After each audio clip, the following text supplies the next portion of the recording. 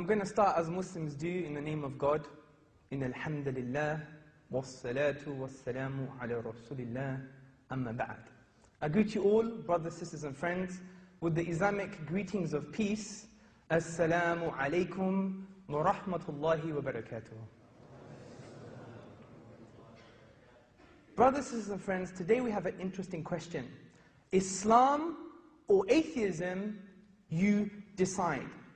Now, before I get into the thick of my argument, I would like to propose something. I would argue that the way human beings must make decisions in their life is the way that critical thinkers should make decisions in their lives. Now, you may think this is fancy philosophy. It's not. What I actually mean is that we must base our decisions on ration and reason and common sense. Something that myself and Ed Buckner will agree upon. Let me elaborate with an example. Say, for example, we're at home in our living room and we're watching the football, okay? And at 9 o'clock in the evening, someone knocks on the door. Knock, knock. Okay.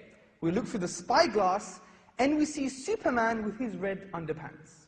And he says, I'm here to check the gas. And you're thinking, he's here to check my gas meter? That doesn't make sense. So using your reasoning, using your common sense, your critical thinking, you're going to actually phone the gas company and say, do you actually come at 9 o'clock in the evening? And have you changed your uniform policy? Significantly, you're going to be crying out through the door saying, excuse me, sir, can I see some ID? Can I see some paperwork? And from this analogy, or this example, we have come to realize that we must use our common sense, our previous information, our intellect, our rational capacities in order to make decisions in our lives. And I would argue today that to support the atheist worldview would be equivalent of allowing someone in their red underpants to come and check your gas meter. Whereas someone supporting the Islamic worldview would be the one with slightly more critical thinking. And the way I'm going to do this is first suspend my judgment about atheism and wait for Dr. Ed Buckner to respond or provide a good case for the atheist worldview. And now what I'm going to do is provide a positive case for the Islamic worldview. Now, what is the Islamic worldview? Now, the Islamic worldview is based upon three intellectual foundations. One, the existence of God. Two, the Quran being divine. And three, the truthfulness of the prophets, sallallahu alaihi wasallam, peace and blessings be upon him, claim to prophethood. So I'm going to go straight to the first argument, God's existence. Now, brothers, sisters, and friends, God makes sense of the origins of the universe. Because we have all asked the same question, why does something exist rather than nothing? How did the universe come to being? In this light, the Quran, the book of the Muslims, points to this type of thinking. As the Quran says, or do they think the heavens and the earth, the whole universe, came out of nothing? Now, typically, atheists have responded by saying that the universe is just eternal and uncaused. For example, Bertrand Russell, the famous atheist on a radio program, he said the universe is just there and that's all. However, brothers, sisters, and friends, if we conclude, or if we scratch the surface on this statement, we will conclude that it is absurd and irrational. Because that would mean that the universe never had a beginning, which would then mean that our history is infinite, that the universe has an infinite history of past events. I ask you the question, can this really be the case? Can we have an infinite history? The answer is no, because the infinite does not exist in the real world. Take the following examples into consideration. Example number one. Say we have an infinite number of Dr. Ed Buckners in the room, okay? Whether we like that or not, okay? Say we take 2 Dr. Ed Buckners away, how many Dr. Ed Buckners do we have left? Infinite, as Dr. Ed Buckner has just said. But logically, it's infinity minus 2.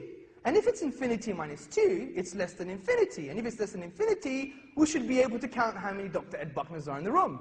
But we can't. It just exists in the mathematical realm of discussion, of discourse. Example number 2. Now, say we have 100 Dr. Ed Buckners in the room. And at every possible moment, I add another Dr. Ed Buckner. 101, 102, 1001, 1002, 1,000,001, 1,000,002.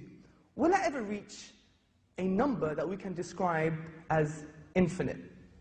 No, because at every possible moment, I can add another Dr. Ed Buckner. So, in this slide, the mathematicians Kasman and Newman, they said the infinite certainly does not exist in the same sense as we say there are fish in the sea. And significantly, brothers, sisters, and friends, the famous German mathematician David Hilbert, he said the infinite is nowhere to be found in reality. It neither exists in nature nor provides a legitimate basis for rational thought. The role that remains for the infinite to play is solely that of an idea.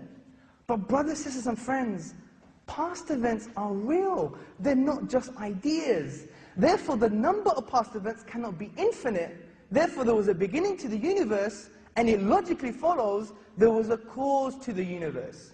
This is why leading cosmologists and philosophers of science such as Ellis, Kirchner, and Stoger, they ask and they answer in the following way.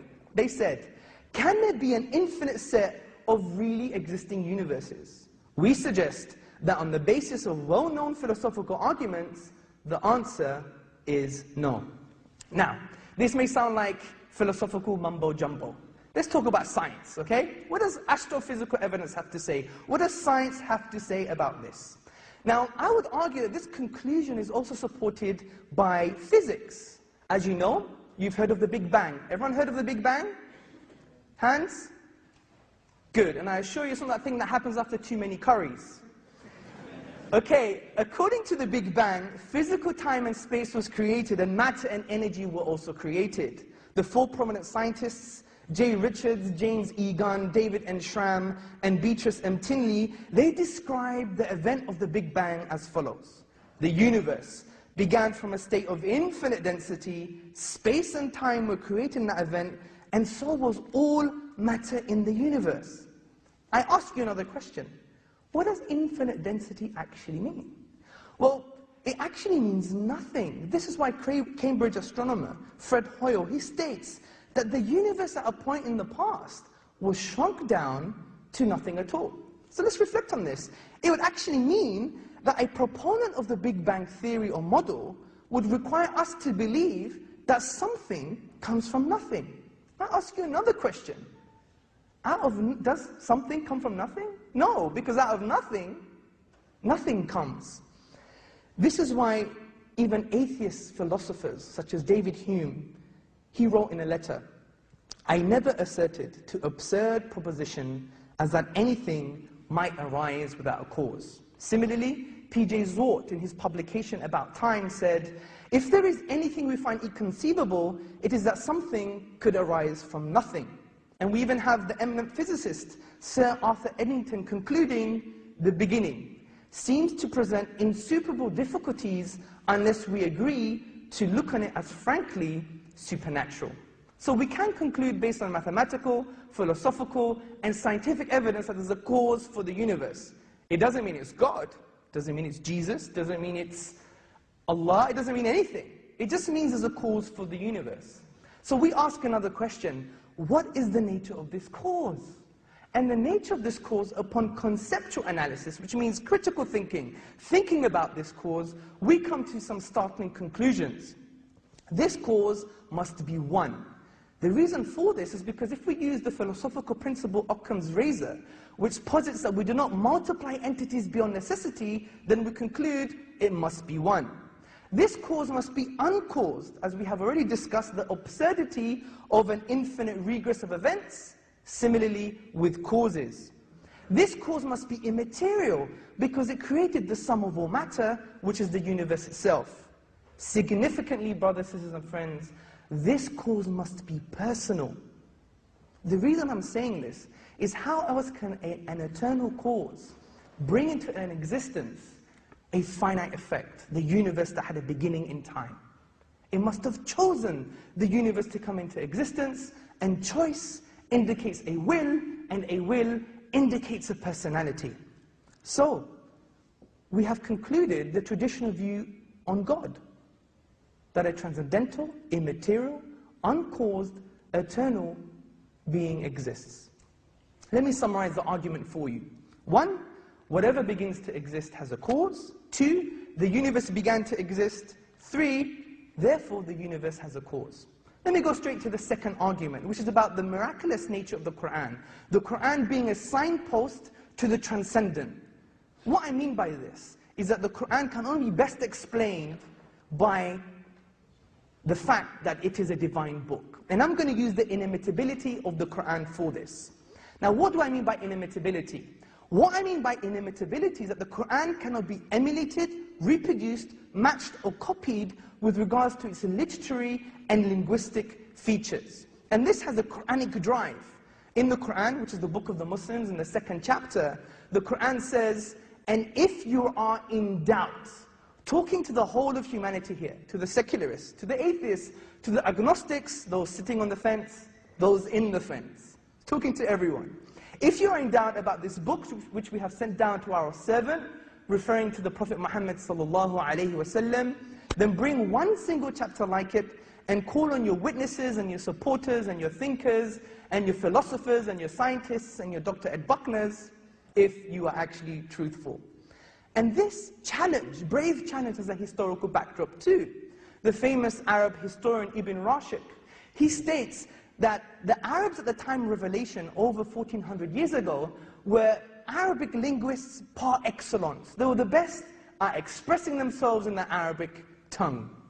This is why he says that the only time the Arabs used to celebrate was on the birth of a boy and when a poet rose amongst them. Now this inimitability, this matchlessness, this inability for humanity to try and copy the Quran has been testified by many Western and Eastern academics. For example, A.J. Arbery, the famous translator of the Quran and the famous Orientalist, he said, for the Quran is neither prose nor poetry, but a unique fusion of both. And there are many reasons why the Quran cannot be matched or copied from a linguistic perspective. Some of these reasons include its unique literary form, its peak of eloquence, its unique linguistic genre, and its abundance of rhetorical devices. Now, you don't have to know anything technical about this, but just to let you know that there are key, cogent arguments for the inimitability of the Quran.